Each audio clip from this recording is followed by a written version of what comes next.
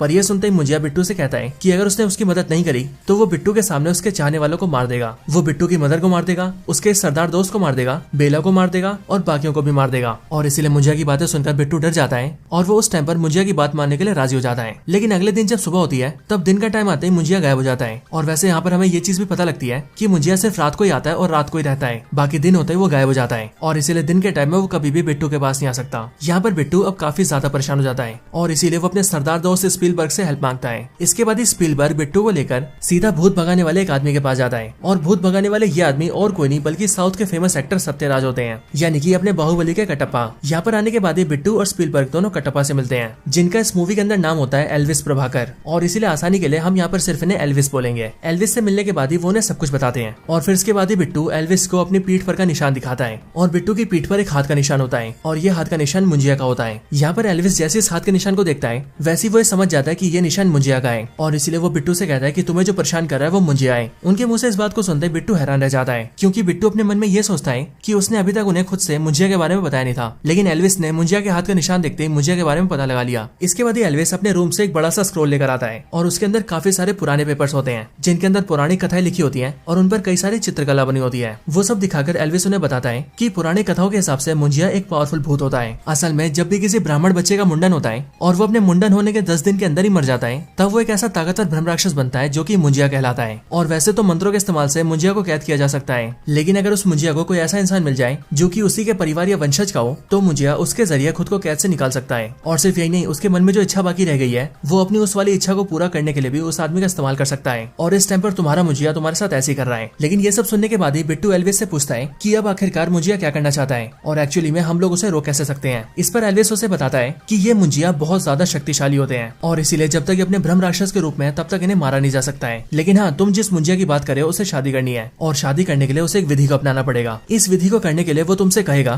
कि वो जिस लड़की से शादी करना चाहता है तुम लोग उसे लेकर सीधा उसी पेड़ के पास पहुंच जाओ जिस पेड़ में उसे कैद किया गया था और वहाँ पर आने के बाद ही वो तुमसे ये भी कहेगा कि तुम उसके लिए किसी बकरी को पकड़ कर लाओ और जब तुम बकरी को भी ले आओगे तब वो तुम्हें बकरी के सर पर एक निशान बनाने के लिए कहेगा जो निशान कुछ ऐसा दिखता है। और हाँ, तुम उसके वंशज के हो इसीलिए वो तुमसे कहेगा कि तुम इस निशान को अपने खून से बनाओ क्योंकि खून से बनाने के बाद ही वो निशान काम करेगा। और तुम जैसे अपने खून से उस बकरी के सर पे निशान बनाओगे वैसे मुझे अपने आप को उस बकरी में डाल लेगा और फिर उसके बाद वो उस लड़की से शादी करेगा। और एक बार जैसे उसने शादी कर ली वैसी वो लड़की भी मारी जाएगी जिसके बाद मुंजिया उस लड़की की आत्मा को लेकर चला जाएगा और वो हमेशा हमेशा के लिए उस लड़की की आत्मा को अपने साथ रखेगा और यही इस मुंजिया का मकसद है। हालांकि इसके आगे एल्विस उन्हें बताता है कि इस दौरान वो लोग मुंजिया को मार सकते हैं, लेकिन हाँ, मुंजिया को तभी मारा जा सकता है जब मुंजिया अपने आप को बकरी के शरीर में डाल देगा। लेकिन उनके पास काफी कम टाइम होगा क्योंकि जैसी मुंजिया बकरी के शरीर में आएगा वैसी वो लड़की से शादी करने लगेगा और अगर उसने शादी कर ली तो सब कुछ खत्म हो जाएगा। इसीलिए जैसी मुंजिया अपने आप को बकरी में डाले उन लोगों को वैसी उस बकरी को मार देना होगा क्योंकि जैसी वो बकरी मारी जाएगी वैसे उसके साथ ही मुंजिया भी खत्म हो जाएगा। हालांकि एल्विस उन सबको प्लान समझाने के बाद ही उनसे ये भी कहता है कि इस प्लान को अंजाम देने में वो भी उनका साथ देगा।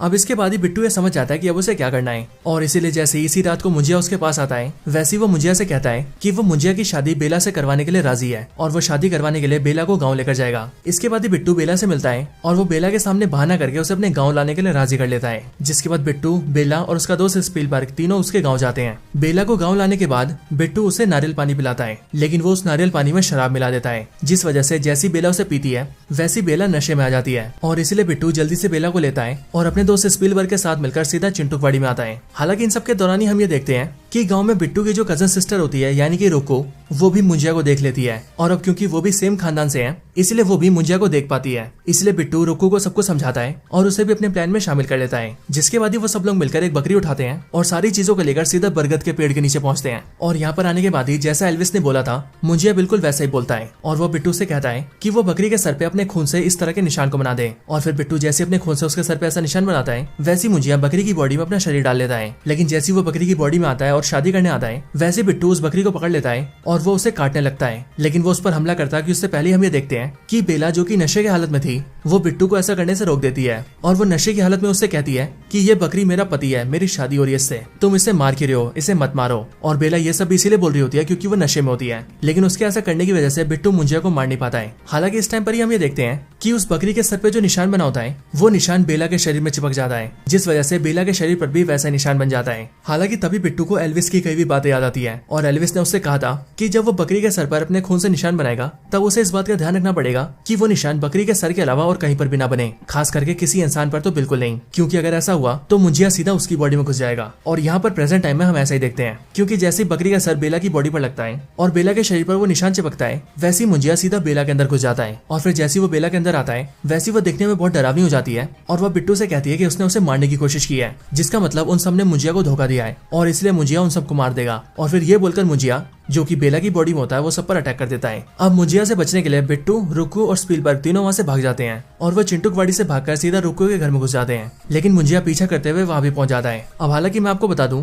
कि वैसे तो ये काफी हॉरर सीन होता है, लेकिन जैसा कि स्त्री मूवी के एंड में हमने देखा था कि वहाँ हॉरर के साथ साथ कॉमेडी भी हो रही थी, ठीक बिल्कुल वैसे ही यहाँ पर भी हॉरर के साथ साथ काफी कॉमेडी हो रही होती है। इसी टाइम पर बिट्टू एल्विस को भी अपने पास बुला लेता है। हालांकि इस टाइम पर ही हम ये देखते हैं कि इन सारी भागा दौड़ी के दौरान ही वो निशान बिट्टू के चाचा के सर पर भी बन जाता है, जिस वजह से मुंजिया बेला की बॉडी से निकलकर सीधा बिट्टू के चाचा की बॉडी में घुस जाता है। और अब उसके बाद ही वो सब पर हमला करने लगता है। सबको ठिकाने के बाद ही मुंजिया जो कि बिट्टू के चाचा की बॉडी में था वो सीधा बेला को पकड़ता है और उसे लेकर सीधा चिंटूकवाड़ी में जाता है। लेकिन ये देखकर बिट्टू उनका पीछा करता है और वो उनके पीछे पीछे जाता है। हालांकि रास्ते में वो उसी जगह पर पहुंच जाता है जिस जगह पर मुंजिया ने उसकी दादी को मारा था। लेकिन वहाँ पर आते बिट्टू ये देखता है कि उसकी दादी के हाथों में जो चाबुक होता है वो बिल्कुल उसी जगह पर होता है जिस जगह पर उसकी दादी की मौत हुई थी। और जाहिर है ये चाबुक जैसी छड़ी वही छड़ी होती है जिससे कि मुंजिया को नुकसान पहुंचाया जा सकता है। और इसीलिए बिट्टू उसे उठा लेता है और उसे लेकर सीधा चिंटूकवाड़ी में पहुंचता है। चिंटूकवाड़ी में पेड़ के पास आते ही वो ये देखता है कि वहाँ पर मुंजिया बेला से शादी करके उसकी आत्मा को अपने साथ ले जाने की तैयारी कर रहा है। लेकिन तभी ये सब देखकर वो बेला को बचाने की कोशिश करता है और उस चाबुक जैसी छड़ी से मुंजिया पर अटैक करता है। हालांकि इस दौरान बिट्टू उस पर काफी हमले करता है, लेकिन तब भी मुंजिया काफी ज्यादा पावरफुल होता है और इसीलिए वो बिट्टू को उठाकर फेंकता है। लेकिन हम ये देखते हैं कि बिट्टू फाइट करते हुए किसी तरह से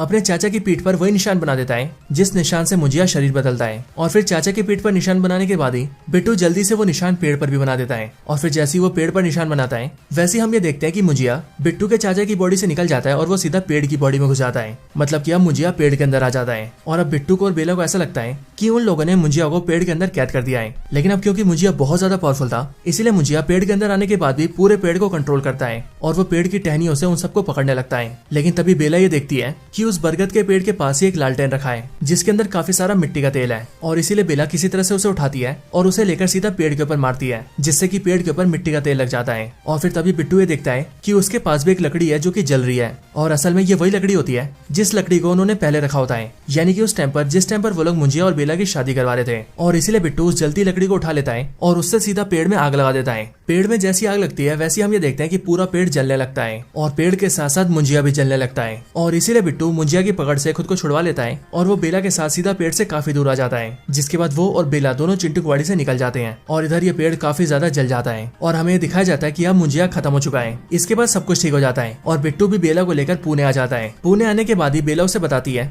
कि अब वो अपने काम के सिलसिले में ब्राजील जा रही है और इसीलिए वो कई साल बाद वापस आएगी। लेकिन बेला के जाने से पहले बिट्टू उसे आई लव यू कहता है और वो बेला से कहता है कि वो उससे सालों से प्यार करता है। लेकिन यहाँ पर बेला बिट्टू से कहती है कि वो बिट्टू से प्यार नहीं करती और वो बिट्टू को अपना दोस्त समझती है। पर यह सुनकर बिट्टू से कहता है कि अगर वो उसे अपना दोस्त मानती है तो वो उसका दोस्त बनकर ही रहेगा, क्योंकि वो मुंजिया नहीं है जो उससे जबरदस्ती शादी करेगा। और फिर उसके ये बोलने के बाद ही ये सीन चेंज होता है और हम डायरेक्टली मुंजिया के पेड़ को देखते हैं। यहाँ हम ये देखते हैं कि मुंजिया के पेड़ की कटाई चल रही है और कुछ लोग मिलकर इस पेड़ को काट रहे हैं। लेकिन अगले पल हम ये जानते हैं कि मुंजिया मरा नहीं है और वो अभी भी जिंदा है और हमें यहाँ पर मुंजिया की झलक भी दिखती है। लेकिन इसके बाद ही मूवी एंड हो जाती है। लेकिन हाँ दोस्तों, अगर आप सभी ने स्त्री मूवी देखी है तो वहाँ पर आप सबने नोटिस किया होगा कि उस मूवी के एंड में भी स्त्री जिंदा बच जाती है और इसीलिए यहाँ पर भी इस मूवी में दिखाया गया है कि यहाँ पर भी मुंजिया जिंदा बच गया है। सो इसीलिए हो सकता है कि आने वाली मूवीज के अंदर इन सबका एक साथ इस्तेमाल किया जाए। अब हालांकि जैसी इस मूवी की स्टोरी एंड होती है वैसी मूवी के एंड सीन में एक पोस्ट क्रेडिट सीन आता है और ये वाला पोस्ट क्रेडिट सीन भेड़िया मूवी से कनेक्टेड होता है, क्योंकि पोस्ट क्रेडिट सीन के अंदर हम वरुण धवन को देखते हैं जो कि अभी कुछ टाइम पहले ही भेड़िए से इंसान बने होते हैं और इसीलिए यहाँ पर वरुण धवन के पास उसका दोस्त जाना आता है और वो उसे कपड़े देता है। लेकिन इसके बाद ही मूवी खत्म हो जाती है।